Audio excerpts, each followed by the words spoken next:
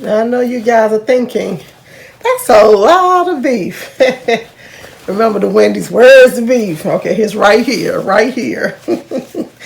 So the only reason why I have two chuck roasts is because one, there was a great sale on them.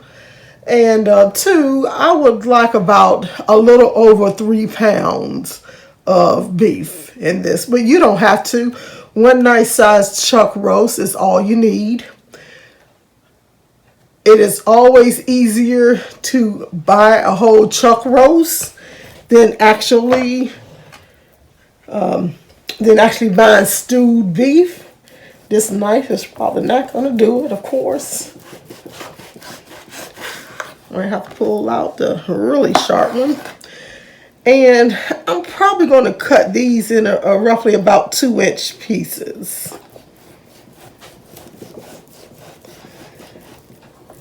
A lot of times when meat is already pre-cut, it costs more, and of course they don't give you the better looking one or the size that you want. And I'm not going to use all of this.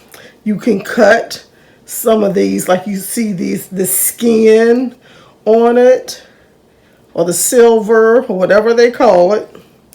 I'm going to cut that off. I'm going to get me a sharper knife because this knife is just not working. Hold on. Now today is a rainy day. Ooh, can't do that. Today, yeah, the serrated knife seems to be working better. It's a rainy day, and it is a perfect day for beef stew.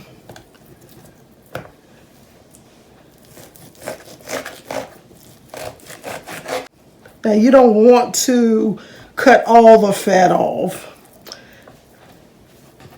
because that's what's going to make it nice and tender, of course, and slow cooking it in the oven will definitely help with that. None of my knives are working. I thought a serrated knife would work. This should go into my blooper file.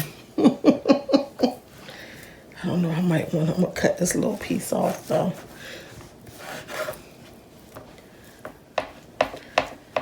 I'm gonna pat some of this moisture off. And now I'm gonna just season it really simple, salt and pepper.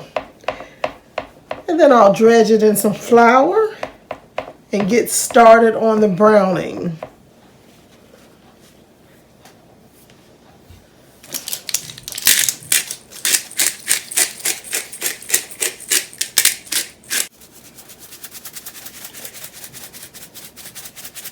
I'm using kosher salt here, but you can use table salt.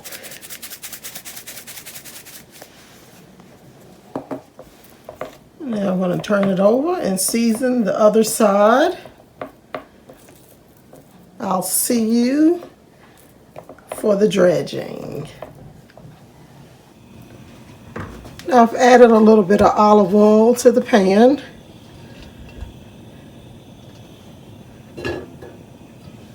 Now you do want to be able to see it because you want to brown each side of those beef cubes. Now I probably shouldn't have used the word dredge. That's for fried chicken and fish. We do not want fried beef like fried chicken. So what I did, I simply took about a half a cup of flour and I sprinkled the fronts and the back and kind of moved them around and reserved about a quarter of a cup.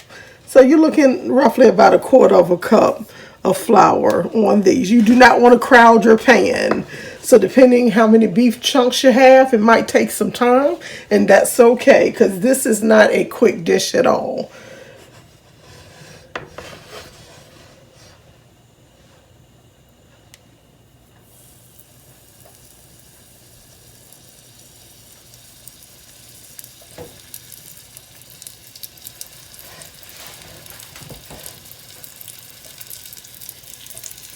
I'm not crowding them.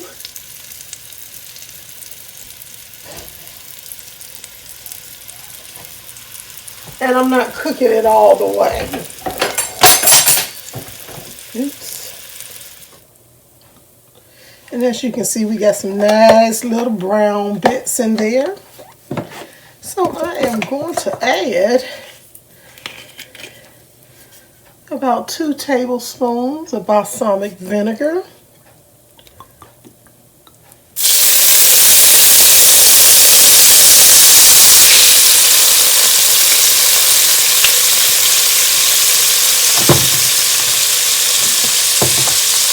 Start scraping the pan just a little, loosen up all those nice little brown bits.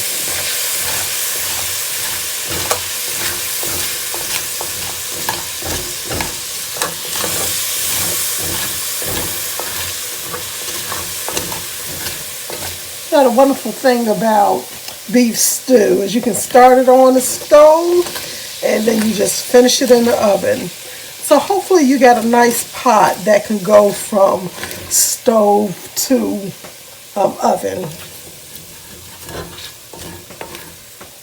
Now I'm going to add about 1 jumbo onion, or 2 medium size will be about the same. I cut these really large. If you want to make them smaller, by all means. And we're just going to soften up these onions just a little. They're going to be in the oven for a long time, so we don't have to get them so soft. The wonderful thing about beef stew, I believe beef stew is the ultimate in comfort food for winter time or fall time. Not only is it hearty, sticks to your gut, but it tastes good the day you cook it. But just like chili, the next day, it is even better. So sometimes it's better if you can plan ahead. If you're having a little shindig, cook it the day before, let it sit, and it'll also thicken up the next day, which is even better. While these are softening up,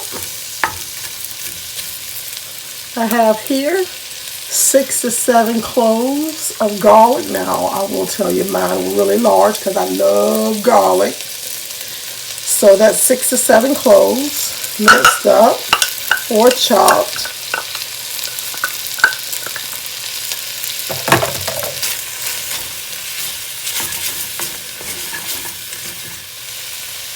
To this mixture, you're going to add about 1.5 tablespoons of tomato paste.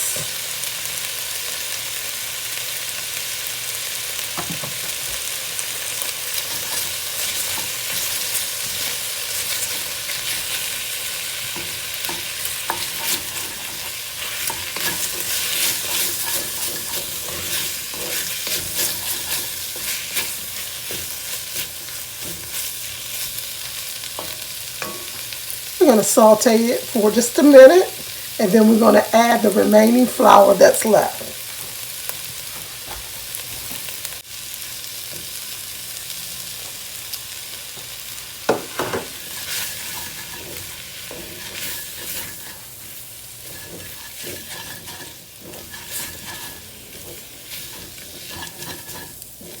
Now this beef stew I'm making is going to be a little bit heartier, and that's because, of course, I added a little bit more beef.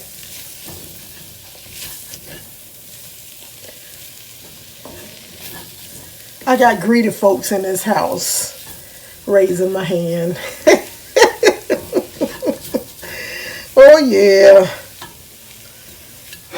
And now I'm going to add the star of the show back into the pot here. And its juices. Any juices remaining, you're going to throw that in there.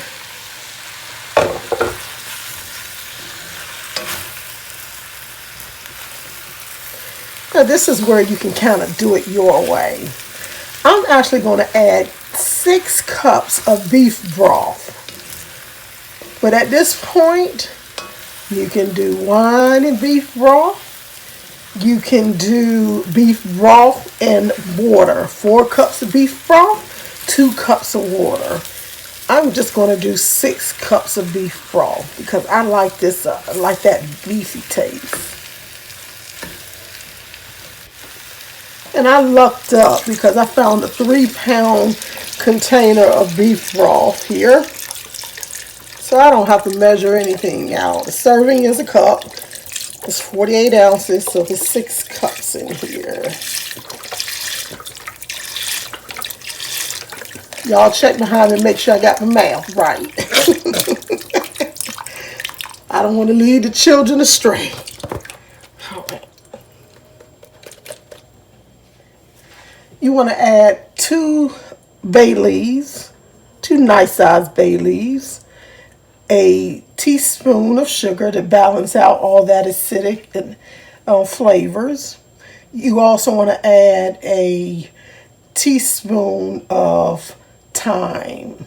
Now, I will tell you that if you can look real close, you know that's not just thyme, right? That's my herb de Provence. I'm in love with that. I really am in love with that. It's got lavender, rosemary, and thyme in it. But go ahead and just use thyme if you don't have that.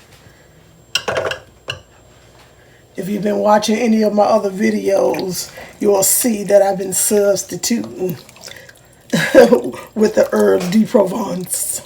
Did I say that right? So now I'm going to bring this to a boil. Or I'm going to cover and bring to a boil. And I'm also, okay, I'm turning you on, I'm sorry.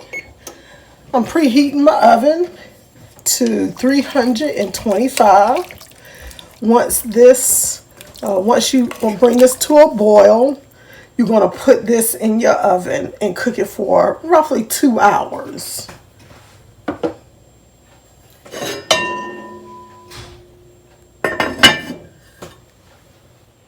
You know, as usual, I forgot a few splashes of the Worcestershire sauce. And I'm going to put the top back on so we can get this to boiling. It is now time for me to drop in those carrots and potatoes. Alrighty, so it is now done. Now look, you don't have to, I use the little small gold petite potatoes. And but you don't have to use these small potatoes. You can use pretty much any potato. Of course, you just want to be mindful because it's going to be in the oven for a little while. That it's not a potato that's going to mush up. You might not want to put it in the last hour, maybe the last 30 minutes, depending on how small or the size of the potatoes. And of course, I got the crusty bread to go with it here, the crusty French bread. Just to let you know a little bit about this here. Right now, as you can see, it's still a little liquidy. Is that a word, people? You know I use it all the time. Is liquidy even a word? So, but if you do not want it like that for that first day, you can actually make a little slurry of flour and some kind of oil and just add it in so it can thicken up on your last cook time. Also, just be aware that the next day is going to thicken up and it's going to taste even better. So if you can make this a day before, that's even better. So look, thank you for watching. Please subscribe if you haven't. Let me know down in the comments. I love to hear from you guys. Just let me know if you've tried it or maybe you got your own rendition of this dish. Thank you again, and I'll see you soon or talk to you soon. Bye-bye.